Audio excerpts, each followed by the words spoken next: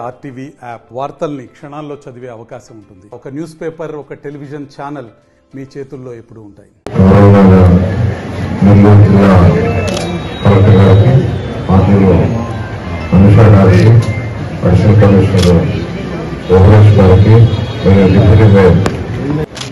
Revenue సదస్సులు ఈరోజు ప్రారంభించుకుని 6వ తేదీ వచ్చే నెల 8వ తేదీ వరకు అంటే 33 రోజులు ఈ రెవెన్యూ సదస్సులు చేయాలని ప్రభుత్వం నిర్ణయించింది. ఇది చేయడానికి ముఖ్య కారణం ఏంటంటే మీ అందరికీ తెలుసు, గత ప్రభుత్వంలో వైసీపీ ప్రభుత్వం ప్రజల యొక్క ఆస్తుల్ని దౌర్జన్యంగా వాళ్ళ పార్టీ వాళ్ళ కట్టబెట్టింది. అది ఇక్కడ అన్ని దగ్గర అంటే పేదల దగ్గర నుంచి లాక్కున్నారు, పెద్ద పెద్ద ఇండస్ట్రీస్ దగ్గర నుంచి లాక్కున్నారు. ఈ విధంగా గత ప్రభుత్వం చేసింది. అంతేకాకుండా వాళ్ళు చట్టాలు తెచ్చారు. ఆ చట్టాల మీ భూమి మీద మీ ఆస్తి మీద కూడా గత ప్రభుత్వం వాళ్ళకు ఉండేటట్టు తెచ్చుకున్నారు చట్టం. వాళ్ళు చట్టం చేశారు. వాళ్ళు చేసే చట్టంలో పూర్తి పవర్స్ వాళ్ళే. మీ సాంగ్స్ మీద వాటి మీద మీ బొమ్మలు చెప్పుకున్నారు. ఎవరికైనా సెంటిమెంట్ ఉంటుంది. ఇది నా ఆస్తి, 1 సెంటు కావచ్చు, 2 సెంట్లు కావచ్చు, 3 సెంట్లు కావచ్చు. ప్రతి ఒక్కరికి ఎట్టుంటుందంటే ఇది నా ఆస్తి, దీని తర్వాత నా పిల్లలకి ఇవ్వాలా, నా కొడుకుకి ఇవ్వాలా, నా కూతురికి ఇవ్వాలా, నా అన్నిటికి ఇవ్వాలా, నా కోడలికి ఇవ్వాలా, ప్రతి ఒక్కరికి ఉంటుంది. అది సహజం. అలాంటి వేరే గత ప్రభుత్వం ఒక చట్టం తీసుకొచ్చి ఆ చట్టంలో కంప్లీట్ గా పూర్తిగా పవర్స్ వస్తే ఎలక్షన్స్ ముందు ముఖ్యమంత్రి గారు చాలా క్లియర్ గా చెప్పారు, నేను రాగానే ఆ చట్టాన్ని క్యాన్సిల్ చేస్తానని. మాట చెప్పిన ప్రకారం దాన్ని క్యాన్సిల్ చేశారు.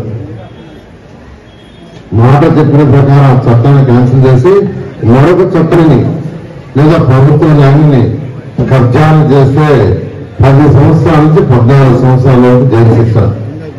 మరోసారి చెప్తున్నాను, ఈ ప్రభుత్వం ఎన్డీఏ ప్రభుత్వం తీసుకొచ్చిన చట్టం మొన్న అసెంబ్లీలో తీసుకొచ్చాం. మొన్న అసెంబ్లీ జరిగిన రోజున చట్టం తీసుకొచ్చాం. ఈ చట్టం ప్రకారం ఎవరైనా మనకు స్థలాన్ని కానీ, వాళ్ళ యొక్క ఇంటిని కానీ, వాళ్ళ ఆస్తిని కానీ కబ్జా చేస్తే 10 సంవత్సరాల నుంచి 14 సంవత్సరాల వరకు జైలు శిక్ష. అంతేకాదు ఆ యొక్క స్థలానికి ఎంత విలువ కట్టాలి. ఆ యొక్క స్థలం యొక్క విలువ ఎంత ఉంటుందో ఆ విలువ కట్టాలి. 10 సంవత్సరాల నుంచి 14 సంవత్సరాలు. నాన్ అవైలబుల్ యాక్ట్ తీసుకురావడం జరిగింది. ఎందుకు తీసుకొచ్చామంటే గత ప్రభుత్వంలో జరిగిన అరాచకాలని ప్రజలకి రక్షణ కల్పించాలని ప్రభుత్వం చేసింది. దాని మీద ముఖ్యమంత్రి గారు ఏంటంటే ఈ నెల 6వ తేదీ నుంచి అంటే ఈ రోజు నుంచి వచ్చే నెల జనవరి 8 దాకా ఈ సదస్సులు ప్రతి గ్రామంలో, ప్రతి చిన్న గ్రామం పెద్ద గ్రామం, చిన్న గ్రామం కాకపోతే పెద్ద గ్రామం రోజంతా పెట్టమని యాక్చువల్ గా ఆదేశించారు. దాన్ని ఈరోజు రాష్ట్రంలో ఉన్న అన్ని జిల్లాల్లో, అన్ని మండలాల్లో, అన్ని గ్రామాల్లో ఈ యొక్క కార్యక్రమం స్టార్ట్ అయింది. ఇక జరిగితే దాన్ని ఈ యొక్క గ్రామ సభలకు వచ్చి ఈ రెవెన్యూ సదస్సులకు వచ్చి వివరించండి. వాళ్ళు వెంటనే ఆన్లైన్ లో ఎంటర్ చేస్తారు. మీరు కూడా ఆన్లైన్ లో డైరెక్ట్ ఎంటర్ చేసుకోవచ్చు. ఇక్కడికి వచ్చారా మీరు ఇవ్వచ్చు, లేదా డైరెక్ట్ గా ఆన్లైన్ ఎంటర్ చేస్తే అవన్నీ కూడా వెంటనే రెవెన్యూ వాళ్ళు వెంటనే కలెక్టర్ గారు వాళ్ళ కింద సిబ్బంది వెంటనే చేస్తారు, సాల్వ్ చేస్తారు. లేదు ఎప్పటికప్పుడు ముఖ్యమంత్రి గారు అయితే దీన్ని ప్రతిరోజు ఈ 33 రోజులు ప్రతిరోజు రాష్ట్రంలో ఏ జిల్లా నుంచి ఏ మండలం ఎన్ని చేయలేకపోయారు. ఒక్కోసారి కొన్ని చేయలేవు, కోర్టులలో ఉంటాయి. మీరే కోర్టులు పెట్టారు, హైకోర్టులో అట్లు అలా ఉన్నప్పుడు ఏంటంటే వాయిదా వేస్తుంటారు. అటువంటివి కొన్ని అవుతాయి, తప్పదు. అటువంటివి కాకుండా కలెక్టర్ గారి యొక్క లెవెల్లో ఉండే అన్ని కూడా కంప్లీట్ చేస్తాను మీ అందరూ తెలియజేస్తూ వీటిని మీరు పరిశీలించుకొని దీనివల్ల మీ యొక్క ఆస్తిని మీరు కాపాడుకోవాల్సిందిగా కోరుకుంటున్నాను. రాష్ట్ర ప్రజలందరి తరఫున ప్రత్యేకంగా ధన్యవాదాలు తెలియజేస్తాను. Thank you. అక్కడ వాళ్ళు చాలా కాలం నుంచి ఉన్న సమస్యలు ఉండొచ్చు, కొత్తగా రైస్ అయిన సమస్యలు ఉండొచ్చు. ఇవన్నీ కూడా ఆ రోజు నమోదు చేయడం అవుతాయి. సో దానికి ఆన్లైన్ లో పీజీఆర్ఎస్ రెవెన్యూ సదస్సులు అని చెప్పి సెపరేట్ గా ఒక ఆన్లైన్ ఎంట్రీ మొడ్యూల్ కూడా ఇవ్వడం జరిగినాయి. సో ఆ మొడ్యూల్లో ఎంటర్ చేసిన తర్వాత కొన్ని సమస్యలు గ్రామ స్థాయిలోనే సాల్వ్ చేసిన సమస్యలు ఉంటాయి. కొన్ని చిన్న చిన్న బౌండరీ డిస్ప్యూట్స్ కావచ్చు, లేదంటే కొన్ని మన బేసిక్ ఎంట్రీ రెవెన్యూ రికార్డులో ఎంట్రీస్ తప్పున్నవి కావచ్చు, లేదంటే చిన్న గొడవలు ఊరు లెవెల్లోనే తహసీల్దార్ ఆధ్వర్యంలోనే మాట్లాడుకున్నట్లయితే సాల్వ్ చేసిన సమస్యలు ఉండొచ్చు. అలాంటివన్నీ కూడా వీలైనది ఆ రోజుకి ఆ రోజే ఆ గ్రామ సభలోనే తెలిసినట్టు కొన్ని సమస్యలు మన రెవెన్యూ రికార్డులో మార్పు చేయాల్సినవి ఉంటాయి.